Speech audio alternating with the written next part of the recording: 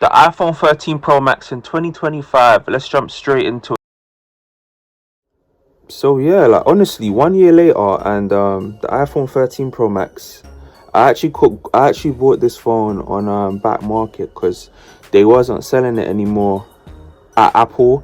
So I actually wanted to buy the phone, and straight away I've dropped the phone. This happens so much on the 13 Pro Max. Refurbished from Apple, but Apple stopped selling it on their website. So yeah.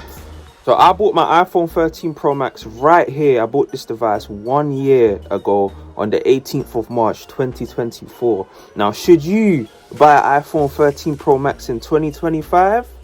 Stay tuned because this is the video for you. I actually got the phone on fair condition when I actually copped this phone, because I'm not gonna lie to you guys, my iPhone XR, what I'm currently recording on right now, it was a good device, and it held its cause, you know what I'm saying. But I literally jumped from an iPhone XR to an iPhone 13 Pro Max, and when this phone came last year, I was absolutely excited.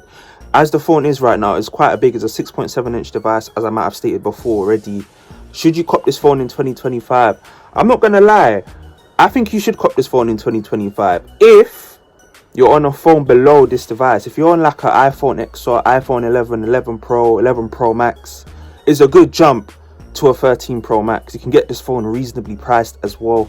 So it is a device that you should cop, you know what I'm saying? But if you want all the updates and dynamic island and all of that, this phone won't be it for you. But this phone pretty much runs like it's new. Like, it's 120 hertz. It still runs really well. If you are gonna get this phone though, get it. It needs to be over like 85, 86. But even if you get it lower, you can just get the battery replaced by Apple and it will still feel new.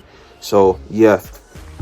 But yeah, I'm actually gonna pop into the phone right now, and I'm gonna screen record you lot, and I'm gonna show you lot the battery capacity on this device. I've had it 1 year later. Bearing in mind, my battery capacity actually came on 85%. So like when I actually copped the phone, I got it on 85%. But as you guys can see now, it's on 81%. So the second this drops down to about 79, I'm literally gonna get the battery replaced, and it's gonna feel like brand new as it is already. But obviously, because it's 120 hertz, like, it just runs smooth and fast anyways.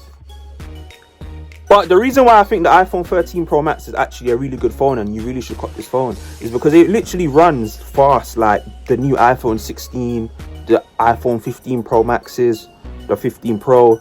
Like, with 120 hertz, it doesn't feel like a slow phone. It doesn't feel like a phone that's aging. I think you're still going to get iOS 19, iOS 20. So like, naturally, I think it's a good phone if you have a lower device. If you have an iPhone, like an iPhone XR, iPhone 11, iPhone 8, if you have those type of devices, the 13 Pro Max is going to feel like the brand new latest one, even though it's not. And obviously the iPhone 16e and the 16 Pro Max is out, but this is a solid phone for you to buy in 2025, and you get it at a reasonable price as well. I was editing this video, I didn't mention that you can actually shoot an Apple Pro RAW as well. So the camera is absolutely fantastic on this device. So definitely keep that in mind. Some pictures that I've taken on the iPhone 13 Pro Max. Just wanted to show you guys the camera quality. This is obviously the back camera on the 13 Pro Max, where you can shoot up to 4K 60 on the front as well. So you can shoot on the front and the back on this device. And that's the last picture that I taken early morning on the 13 Pro Max. Exactly 18th of March 24.